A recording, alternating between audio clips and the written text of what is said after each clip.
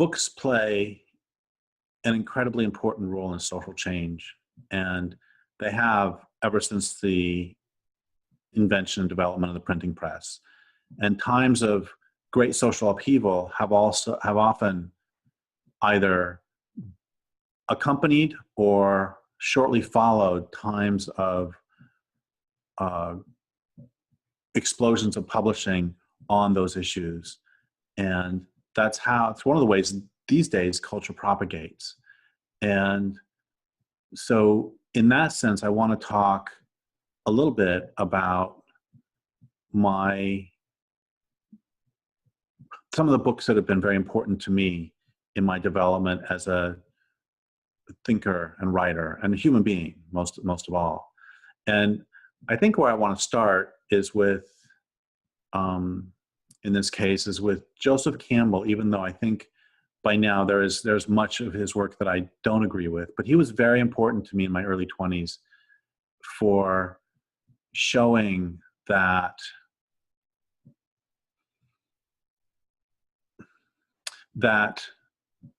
there was a line of his that I can forgive him everything I disagree with, or I can ignore everything I disagree with because this part was so good, where he said that if the rules of the social order, if the dominant mythology makes sense to you, then you have a path of meaning that has been set out for you. So that, for example, if Catholicism works for you, and if communion means something to you, then there is a path to meaning in your life. Likewise, if the signs and symbols of capitalism work for you, if the American dream works for you, then there is a path of some sort of meaning set out for you. And if those signs, and I don't like the meaning of capitalism or Catholicism for that matter, but that's neither here nor there. The people who do believe have a well-worn path of meaning. And if the signs don't work for you, then meaning is as crucial to us in its own way in our lives as is food and water and air. And if the signs of society don't give you, if you don't find meaning in them, then you have to set out on what Campbell called the hero journey, which we can also make it the heroine journey. But in any case, this journey, which is about going out into the wilds of the unconscious, really, and finding meaning, and then bringing that meaning, that wisdom gained through these travails back into your community as a gift. And that was desperately important to me when I was in my early 20s and really confused because the signs and symbols of the culture weren't making sense to me. And it was so wonderful to read someone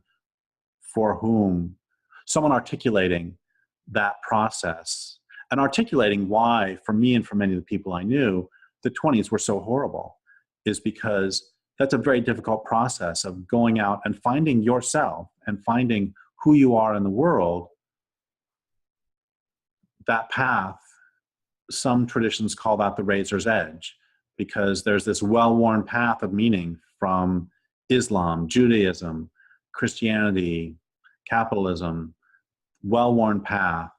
And on the other hand, this other path, you're on it alone, it seems, and a misstep can mean death. And so that was very comforting and encouraging for me to read. So then let's fast forward a few years to in my late 20s, and I'm starting to become an activist and a writer. And one day I was in the library in Spokane, Washington, and a book jumped off the shelf at me, and it was Neil Everden's The Natural Alien. This was the first book I read that didn't take this culture's utilitarian perspective or perspective that the world is here for us to use. It didn't take that as a given. And as I was reading this book, I felt this huge weight lift off my shoulders as I thought, I'm not crazy. The culture's crazy. I got a reinforcement of the things I'd known my whole life were true, but which everything in this culture teaches us are not true. That trees have lives as meaningful to them as mine is to me and yours is to you. This was the first book I read that led me in that direction. And there's a beautiful piece in there that I think that Everenden got from David Ehrenfeld about how, what do you do if after giving this impassioned defense of some creature, the person you're talking to says, well, what good is it? And so the only answer you can really give them is, well, what good are you?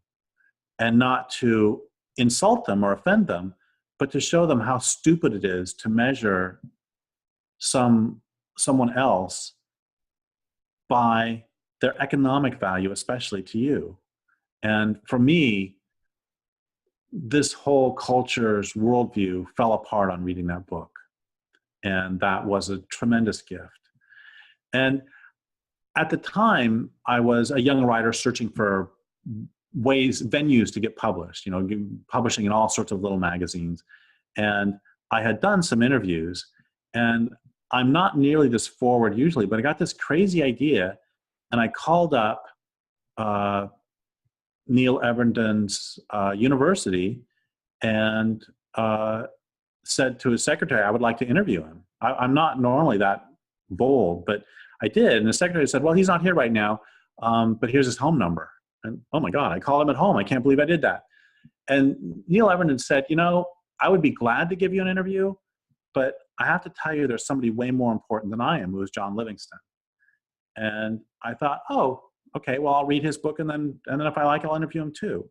And John Livingston's book, The Fallacy of Wildlife Conservation, was very important to me too. It was the first place I encountered something I say all the time now, which is that evolution, natural selection, is primarily based on cooperation, not competition. He makes a very strong case for that. And at first, when I read that, I was thinking, this is crazy. No, that can't be. It has to be based on competition. And I had read something that it takes people 10 years to change their minds. And it took me a couple years to change my mind on that one, but it metabolized its way through my system. Another thing that John Livingston says is he and you'll recognize this from my own work, that I've taken this from him, or I've metabolized what he had to say about this, that the problems we face are not fundamentally rational. And he says it differently. What he says is, you cannot argue someone who wants to destroy the world. You can't argue them out of it, because wanting to protect the world is a state of being. And some of us love the world and some of us don't. And I think that's very true. And so that book was very important. And then another book that I got introduced to through Neil Everenden's The Natural Alien was R.D. Laing's The Politics of Experience. Absolutely crucial book. And I have to also just say that R.D. Laing was himself very abusive. But leaving that aside, or not leaving that aside, was very interesting because his books are about really the psychology,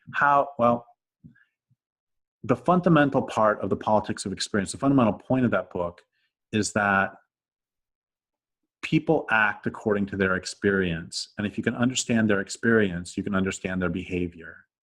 The point is, no matter what anybody does,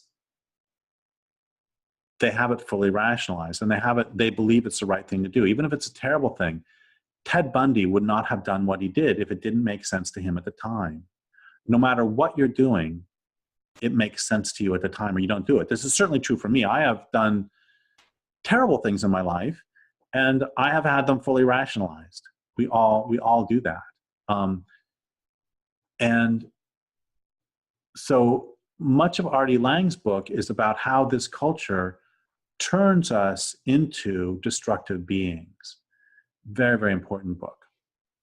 Another book that was really important to my development, I'm going to back up a little bit because I actually read this one before the others, is back in 1986 or so.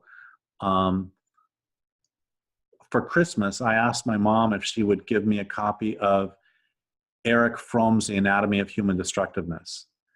And I don't know, it makes me laugh that I asked for that for Christmas. And it is an absolutely crucial book. It talks about how and why some cultures are destructive and some cultures are not. And it talks about the psychological and social means by which a destructive culture propagates. And it talks about something else that has become a theme in all of my work, which is that this culture suffers from necrophilia. It is driven by a death urge. And Erich Fromm really lays that out very well. So another book that was very, very important to me was Susan Griffin's Woman in Nature. That also talks extensively about this culture's necrophilia.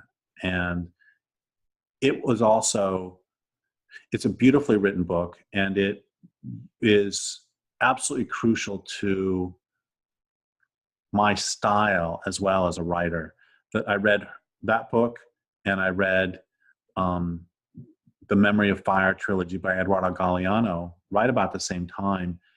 And both of those books are written in a nonlinear fashion where instead of making a case, you present a perspective, and then you present another perspective, and you can set these in stark contrast to each other. And at first it might seem jarring, but by the end of the book, I'm going to switch over from talking about books to talking about visual arts here, that it's like a mosaic. And when you step back a little bit, you see the pattern emerge. And I remember reading both of those books and thinking that they were the most stunning and extraordinary books I'd read in my life. And I wanted to learn how to do that. And this, for young writers, this is a lesson here that this is how it works, I think, in the real world, is that I want to write like Susan Griffin in Woman in Nature or Eduardo Galeano in Memory of Fire trilogy. And I work on it, but I end up not writing like them. What happens is that A Language Older Than Words emerges with my style about 5 or 6 or 7 years later, that I metabolized theirs, and my own version of it emerged. So those books are very important to me. Another book that was very important to my development was Jane Caputi's The Age of Sex Crime. That book is about how serial sex killers often mutilate the breasts and genitals of women.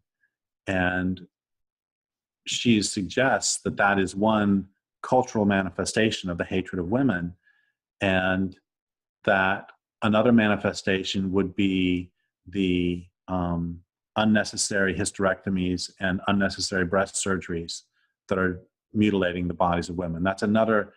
So the culture has this desire to mutilate the bodies of women, and serial sex killers do it one way, the medical industry does it another way, and advertising does it another way by emphasizing women's body parts abstracted from the whole or cut off from the whole. And pornography certainly does that another way as well. She would argue, or my understanding of her argument would be, that those are all part of a cultural manifestation underlying and coming out in these different ways. Another series of books that were very important to me were Mary Daly's books. And the reason I'm smiling is because Mary Daly, I mean, her stuff is incredibly important, and her understanding of patriarchy's necrophilia is absolutely crucial. And the reason I'm smiling is because she also writes in sort of a nonlinear fashion, and she has a very distinct style. And I love her style, but I put her in this way in the same category as Thomas Wolfe, that I love Thomas Wolfe's line-by-line writing too, and I can only read like 3 or 4 pages at a time, and then I'm full. And it's the same with Mary Daly, that I love her work, but I can't read a book in 2 days. I can only read 3 pages, and then I'm full. It's like eating the richest cheesecake you've ever had in your life. You know, it's a few bites, and it's like, I really want more, but I just can't do it. So Mary Daly has that. It's like, I take her in very small bites, but I do love her. Then Andrea Dworkin was very important to me with her,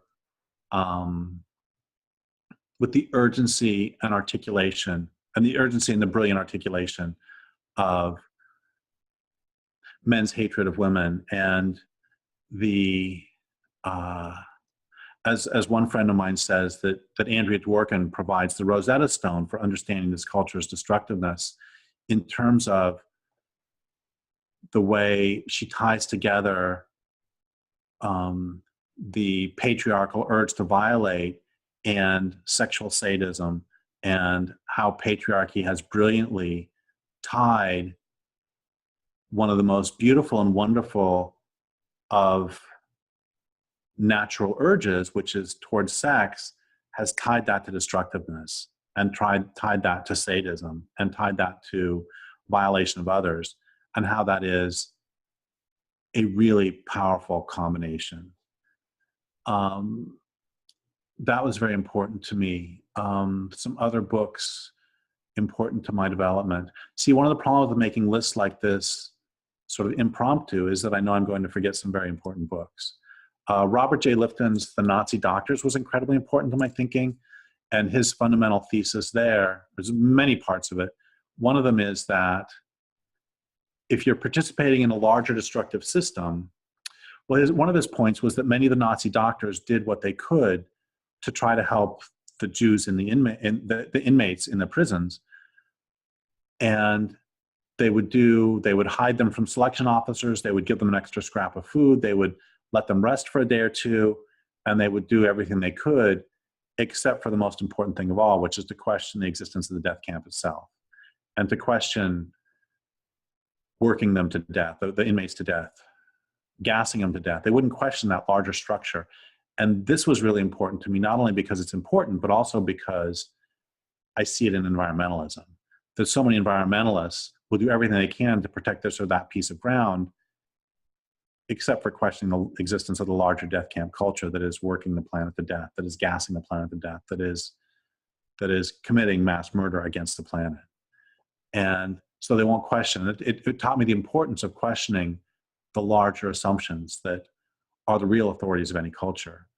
And another thing that's very important about Lifton is that he talks about how before you can commit any mass atrocity, you have to have what he called a claim to virtue. You have to convince yourself that what you're doing is not harmful, but in fact beneficial. So the Nazis weren't committing mass murder and genocide, they were purifying the Aryan race. They weren't waging aggressive war, but they were creating Lebensraum for themselves. The American settlers weren't committing genocide and mass murder, they were manifesting their destiny. You know, we see this everywhere today, not committing genocide and ecocide, instead developing natural resources, and not toxifying what's left of the world, but instead going green with solar and wind. It's you see this everywhere. And it's true on a personal level too. I mean, one of the things I've said for years is that I've never once in my life been a jerk. Never once. Every single time that I have objectively been a jerk, I've had it fully rationalized. And I've had a claim to virtue. We always have claims to virtue. Everybody does. This goes back to the Artie Lang. You act according to the way you experience the world. And so those are some important books. And how did I almost forgot Lewis Mumford. Lewis Mumford, one of his central insights is that, well, one thing I certainly got from Mumford is that the other day on Facebook, somebody posted, what is the worst invention, the most destructive invention humans have ever come up with? And I don't remember what other people were saying, you know, gunpowder, the plow, I don't remember what, television, I don't know what they were saying. The plow is certainly one of the most destructive inventions humans have ever created. But I think the most destructive invention, and I got this straight from Mumford, is what Mumford called the mega machine, which is a top-down, bureaucratic, military-style organization. That's the corporation, that is the Egyptian forces that would build the pyramid, it's the army, and it's an extraordinary thing to be able to get 1 million people together and get them to aim for one task. That's an extraordinary accomplishment. I mean, normally you can't get a half dozen people together to try to plan a barbecue. And I mean, I very much disagree with the people who think that humans are fundamentally evil or fundamentally destructive. I don't agree with that. And that's a topic of a whole nother discussion. But what I do think is that humans are fundamentally contentious. And I think we squabble. And I think we find ways to pick at each other and to not get along. And indigenous peoples have had to come up with ways to get along, and that's one thing, but they weren't very efficient in terms of aiming people toward how do you get people all to build a pyramid, a giant pyramid that's going to be a tomb for some guy. How do you do that? Well, for that you need what Lewis Mumford called a mega machine. It's a social organization in which individual human beings or non-human beings are popped in like cogs in a machine. I think that's the most destructive invention humans have ever made. And Lewis Mumford helped articulate that as well as many other things. Lewis Mumford, there's a couple people I want to mention that I'm not mentioning. One of them is Daniel Quinn. And I'm saying this because Daniel Quinn has written really important books, but the reason he was not influential to me is because I didn't read him until 2000 or 1999. That had I read Daniel Quinn when I was in 1989 instead of 1999, he would have been very influential to me. So me not mentioning Daniel Quinn is no insult to Daniel Quinn. It's merely I didn't encounter him until later. And there's other writers, I'm sure, who are the same way. Vine Deloria was very influential to me in terms of helping me to helping me to decolonize and to understand that many of the assumptions that we take for granted are the perspective of our worldview. And a great example of that would be the notion that competition runs natural selection. That I have talked to really, really intelligent people who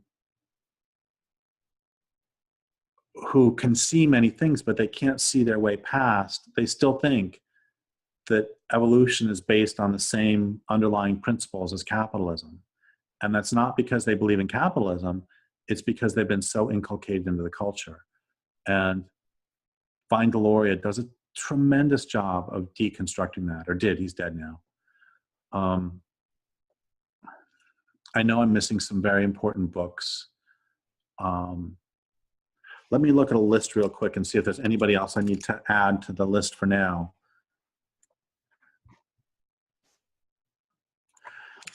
Okay, there's two more that I want to mention. One of them is William Catton's book Overshoot, which is just a fabulous explanation of overshoot and carrying capacity. He's a bit too mechanistic for me, but that's okay. He brings together, if you want to understand carrying capacity, read William R. Catton, and then we can talk. That was one. And then the other person I want to mention is Jack Forbes' book, Columbus and Other Cannibals. And Jack Forbes, the thesis of Columbus and Other Cannibals is that the problem is not merely a social system. The problem is not merely that capitalism is exploitative. I mean, this culture is crazy.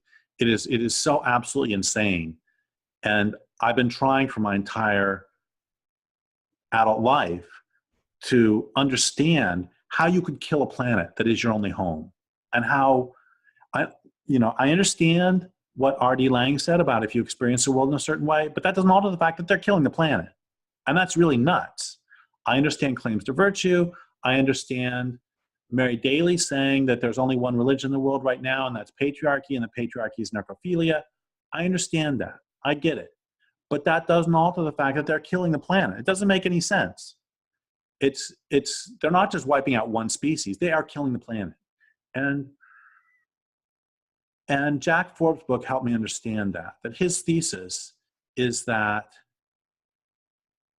the problem is a spiritual illness with a physical and spiritual vector. And that's not a metaphor. That's not that, oh, they are spiritually ill in some sort of metaphorical or spiritual sense, but instead, it's like if I have the flu and I cough, then the little germs can go out and you could possibly then get the flu. His thesis is that there is a wetigo illness, a cannibal sickness, a spiritual illness that causes you to have to consume the souls of others, to become a slaver, to become a capitalist, to become a pornographer. And that if you have this illness, you become a vampire. And this illness is highly contagious, and it's spread through physical contact, it is spread through atrocity, it is spread through writing, it is spread through television, and it's turning the world into zombies. And actually, there's one more that I want to mention, one more book. And this is Judith Herman's Trauma and Recovery. And it's a fabulous book. Judith Herman is one of the people who came up with the diagnosis complex post-traumatic stress disorder. Now, we all know PTSD is, if somebody has something terrible happen to them once, like my mom and I were in a car wreck, and the car wreck happened on a terrible car wreck. She broke her neck, became functionally blind, and it happened on a dark and rainy night. And so when in a canyon, and so when I have driven with my mom through a canyon, especially on a dark and rainy night, she gets very nervous and wants me to go very, very slow. Also, I didn't hear this in the accident, but my mom said that what she heard was a loud bang. What happened was, it was a very dark night, and there was a semi-truckload of plywood with a black tarp or a dark green tarp had overturned across the road, and I didn't see it, and I hit it going 55. I didn't hear anything. My mom said she heard a loud bang. So now she can be just watching television, and if there is a certain loud bang, she has a too strong startle response to this. That's PTSD. Or let's say a woman is sexually assaulted in a certain make and model of car. That make and model of car she may not want to get into that type of car again because of the triggers associated with it. That's PTSD. But Judith Herman asked, what if someone does not merely have one incident or a couple incidents happen to them that are highly traumatizing, but instead what happens if a person is held in captivity, is a prisoner, or is kidnapped, or is raised under conditions of domestic violence, or is married to someone, or is living with someone who is abusing them? That's a form of captivity. And she said different things happen. You get those regular PTSD triggers, and then there are further triggers too. You can, especially if you're raised in it, but also if you're in prison, you can come to believe that all relationships are hierarchical, and they're based on the strong exploiting the weak and the weak getting by as they can. There can be disturbances in intimacy such that you are too scared to be intimate, by which I don't just mean be sexual, I mean be intimate. You can come to believe that there is no such thing as a fully mutual relationship. And that's all brilliant work and incredibly important work. And that book, like many of these others, saved my life. But there's something else going on with that book too, which is that it's very clear to me that we have an entire culture suffering from complex post-traumatic stress disorder. That this notion that the strong exploit the weak and the weak get by as they can, and all relationships are hierarchical and there is no such thing as a fully mutual relationship, That's the selfish gene theory. That's also queer theory. That is this culture's philosophies are rationalizations of this culture's complex post-traumatic stress disorder. And I would never have been able to write that had I not read Judith Herman, and had I not jumped from her descriptions of that to the larger culture. And so there's a couple ways I want to end. One of them is to just recommend these books and recommend these authors. And the other is to give this as a living example of the importance of discourse and the importance of writing. Because, you know, I don't know how many copies Neil Evernden sold of The Natural Alien, and I don't know how many copies. I know that Andrea Dworkin did not make her money as a writer. Most writers don't make any money. And I don't think Susan Griffin's Woman of Nature sold all that well. And writers don't get our payment in money for the most part. But what is true is that had Neil Evernden not written The Natural Alien, I would not have written my books. And if I hadn't written my books, then there might be somebody out there who won't write theirs or who won't make that social change. So what writing is holding hands through time. And, you know,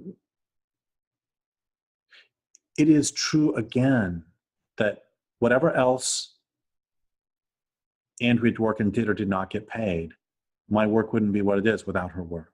And that's how social change takes place in the real world. Social change doesn't take place. Okay, so I just interviewed somebody a couple days ago. He's a longtime organizer, Ramsey Kanaan, organizer, publisher. And one of the things he wanted to emphasize is the difference between mobilizing and organizing. And he said, you can mobilize on Facebook and you can mobilize a lot of people. And they mobilized millions of people to march against George Bush going into war. But mobilizing is not organizing. You can mobilize with a superficial call to action. But if you want to organize, you need to have a solid ground in theory. And you need to have solid discussions and solid discourse. And that's why I think writing in many ways is irrelevant to mobilization, but writing is absolutely crucial to organizing and to social change.